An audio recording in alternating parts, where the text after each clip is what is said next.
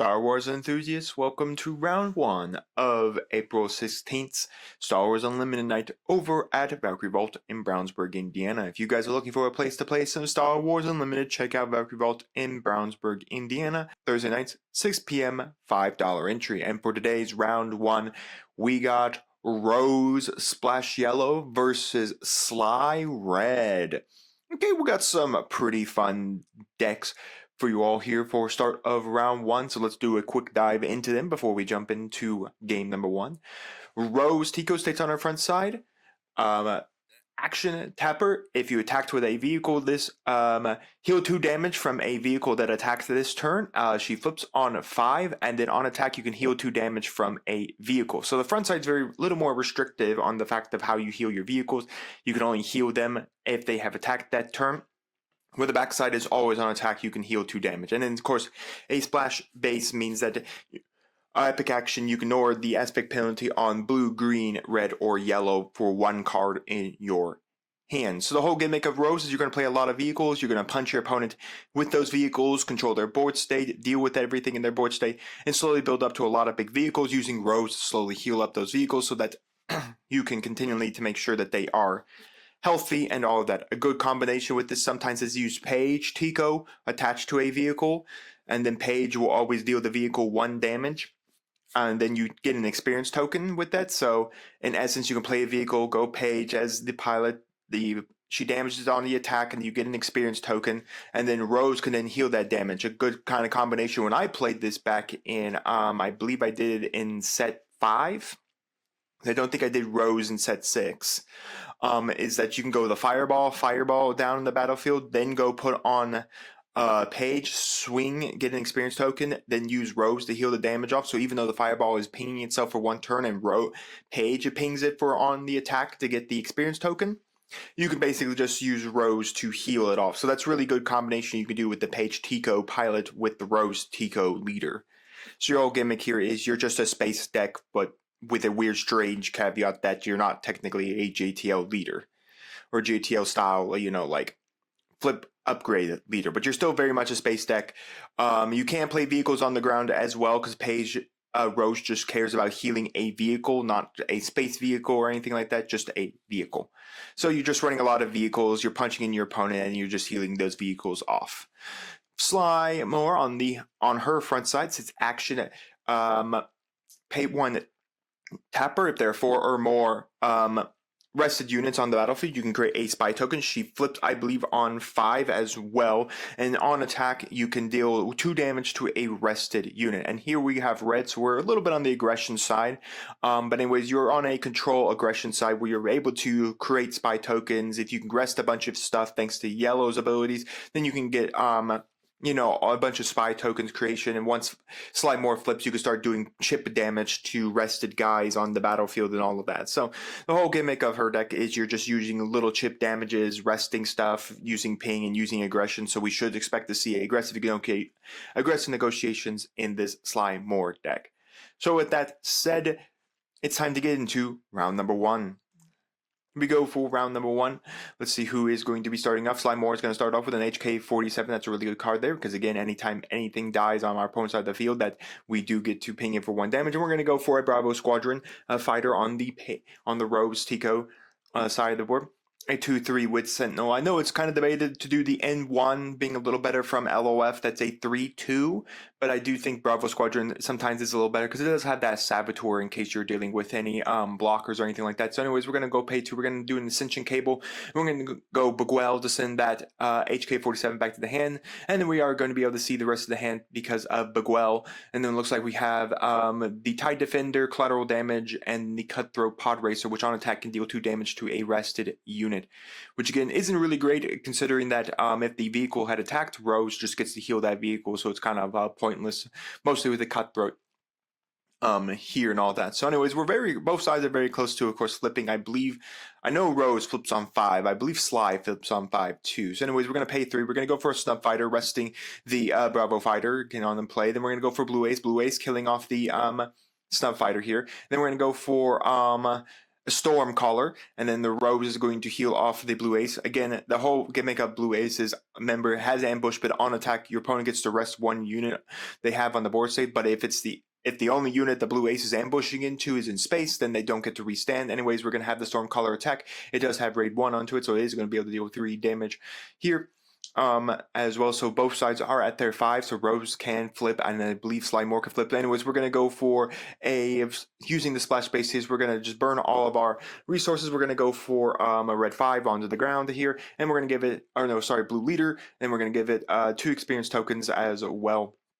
So very good, really strong start here from the Rose side. They're just really getting the board state going, and what's more is that Rose is going to be able to tap herself up to heal off the 2 damage off of that blue leader and then make that a 5/5 without any damage on it. And again, the Blue Ace can't actually attack this turn, because if it does, it will restand the HK-47. So we're going to go for collateral damage, 2 damage to blue leader, 2 damage to the base here.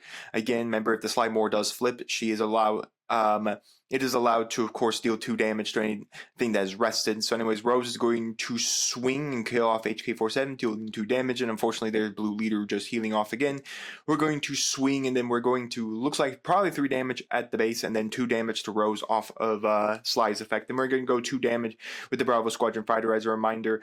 Well, now here's the problem, is like, yeah, since our opponent claimed, the Blue Ace trigger does get to go off without any problems. That's the one thing that maybe you should have soft passed on your opponent, especially with the Blue Ace, because if they swung the Blue Ace, you would have gotten that Sly Red to restand. That would have forced your opponent to have taken the initiative there because of that, which does mean they get to swing the Blue Ace for free next turn with 4 damage. But again, there is that possibility that they may want to swing the Blue Ace just to get that 4 damage in, which would allow you to restand the Sly Red. That's the thing. So anyways, we're going to go for a... Stygian Prime there, so that if the Blue Ace swings, it does get to Stygian Prime states the unit cannot restand in the regrouping phase, and then as long as it's rested, your opponent takes 2 damage to base. Looks like the Sly Red player is simply just taking the initiative here, because we had the Finn killing Sly Red, and then giving a shield token to the Bravo Squadron Fighter, because on attack, Finn can give a shield token to a unit, to a non-unique unit. Actually, not too bad of a card overall. Plus it has ambush too, so it's really nice. I mean, it's a 6/5 with ambush that can give a shield token to a non-unique unit. I really don't see a way the Sly Red player can get out of this one. Anyways, the Blue Ace does get to does have to sit there wounded. And even though it's 2 damage, there's still just too much right here. So heck, this is game right here, because this is 23, 5, 6, and 8. So leave 2 left, but there's just too much to go on the board state right now that the Sly Red player would need a way to wipe the board to actually win the game. So with that said, we're going to move into game number 2. Here we are, folks, for game number 2. Let's get it going. We're going to go for the X-34 LAN speeder with ambush, but again, Rose can heal it because it is a vehicle there as well. So again, just getting vehicles down, just supporting what Rose wants to do. You need vehicles to start healing, doing all that. A little sucks that you didn't get the ambush trigger off of it for the 2/3. We're going to go for Snubfighter to rest down the L3. Then we're going to go for a burning of the 𝐂𝐿 splash base to put on a Chewbacca onto the land speeder. Chewbacca is going to be very annoying. He's very annoying overall, especially in this meta.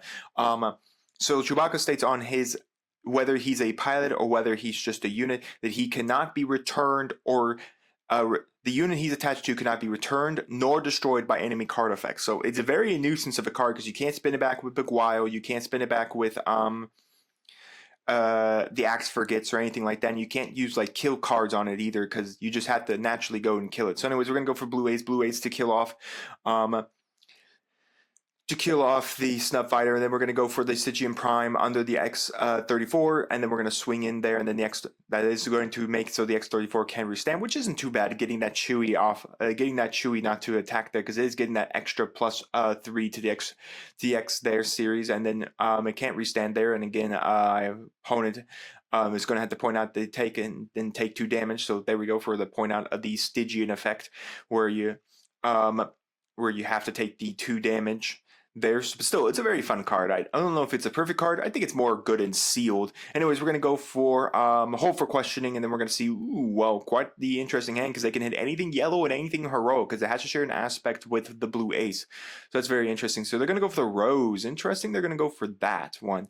I think I would have rather got rid of, say, the the Liberty out of their hand. I know they're still far away from getting to 8, but still, that's quite dangerous to have that Liberty active. So anyways, we're going to flip the Sly More. By the way, if you don't know, that Sly More showcase is a German showcase. The player who's playing it went to Germany and then happened to pull that showcase while there. So anyways, we're going to swing...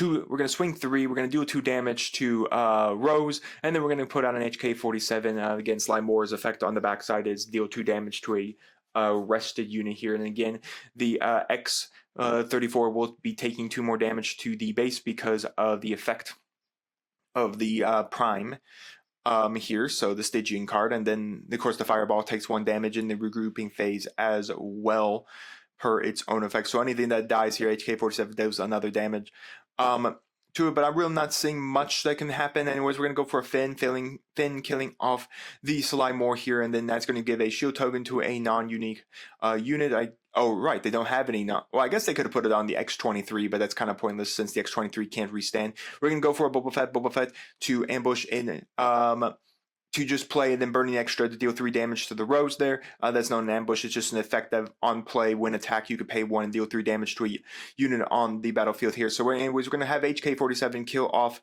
Poe there, and we should actually have 1 more damage point coming down onto the 𝐾𝐄 base here, because HK47 does recognize the unit dying at the exact same time he is dying. So it's very important. Always remember that HK47 recognizes even on his death the unit is dying. So even if your opponent kills it and it kills the card in return, the HK47 still does 1 damage. We're going to go for the Qui-Gon to immediately kill off the Boba Fett here. So we're just going to go that, and then we're going to bounce back the looks like back on top, or I suppose back on top. We're just going to bounce back the X34 thanks to the Qui-Gon effect, because that was an exact trade between each other.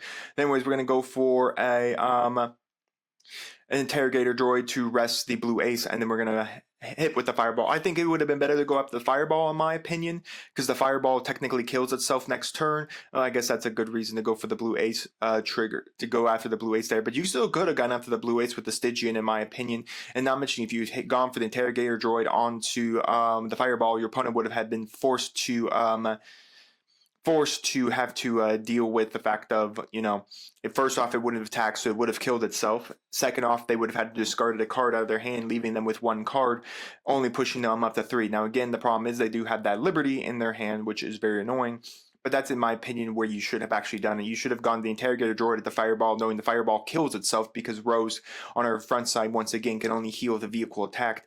And then you could have done Stygian on the blue ace and then dealt with that. So anyways, and then the Liberty's going to come down, it's going to rest the interrogator droid, and then that's going to bounce the upgrade back to the hand because of the Liberty. And now you have a 9/7 in space that you have to deal with, which again, I think more importantly, when you had the we saw a hole for questioning, I think, in my opinion, I would have gotten rid of the Liberty maybe over the Rose, because yes, the Rose can restand when played, but you can only restand it if you don't have a unique unit on the board state.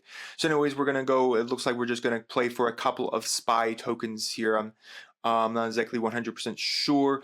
But it looks like maybe we just have a 1 trigger of Sly More. Okay, so we just had Sly More go for a normal trigger here. Again, there's 4 or more rested units on the board state, so we do get the credit spy token. We're going to go to put the grapple back onto the interrogator droid, which isn't going to really be matterful, because the Liberty will swing for its 9 damage and then bounce that back to the hand again and rest the interrogator droid, which isn't fun. So anyways, the interrogator droid's going to go get rested here, and then that's going to immediately pull back the upgrade here and all of that. So again, the upgrade goes back. Not that it really matters. You could put it on BT1, you could put it on the spy or anything like that. But yeah, so again, Sly More can tap herself here. Not just yet, but very close, because there are almost enough guys. So anyways, we're going to swing another 2 damage at the base.